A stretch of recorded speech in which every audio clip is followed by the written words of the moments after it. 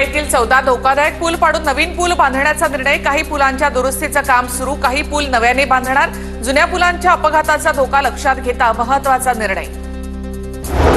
मुंबईतील विक्रोळी, पंतनगर, भांडुपाणी, विजय gardener metro स्थानकं जोडली जाणार। मेट्रो स्थानकं पादचारी पुलाने जोडण्यासाठी MMRDAची निविदा प्रक्रिया सुरू। पुणे आंतरराष्ट्रीय विमानतळाच्या धावपट्टीच्या कामाला वेग, जलद गतीने काम करा। केंद्रीय राज्यमंत्री मुरलीधर मोहोळ यांच्या सूचना। पुणे पोलीस आयुक्तालयामधील बेवारस वाहनांचा लिलाव। अनेक वर्ष बेवारस असलेल्या वाहनांचा केला लिलाव। एकूण 962 वाहनांचा लिलाव करण्यात आला। सोलापूरच्या अक्कलकोट तालुक्यामध्ये वादळी वाऱ्यासह गारांचा पाऊस। शेतात ठिकठिकाणी पाणी साचलं, शेतकऱ्यांचं मोठं नुकसान।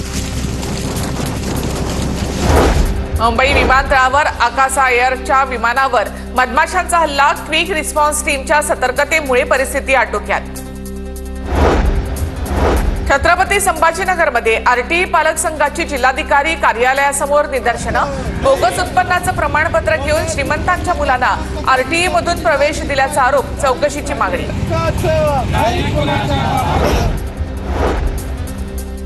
भाजीपाल्याची आवक घटली, मात्र दर स्थिर, तर 200 रुपये किलोने लिंबाची विक्री सुरू। भंडारा जिल्ह्यातील 33 प्राथमिक आरोग्य केंद्रातील अर्धवेळ मदतनीस वेतनापासून वंचित। 150हून अधिक मदतनीसांना 5 महिन्यापासून वेतन मिळालं नाही, अशी माहिती। चौदार तळ्याच्या पाण्यावर लाल पिवळ्या रंगाचे शेवाळ। चौदार तळ्याचं विद्रुपीकरण होत असल्याचा आंबेडकरी अनुयायांचा आरोप। महाड नगरपालिकेकडून तळ्याचं पाणी स्वच्छ करण्यासाठी लाखोंची उधळण। सोलापूर शहराला पाणी पुरवठा करणाऱ्या ओंच बांधाऱ्यामध्ये केवळ 8 ते 10 दिवस पुरेल इतकं पाणी शिल्लक। उजनी धरणामधून सोलापूरसाठी 6000 क्युसेक्सना पाणी सोडलं।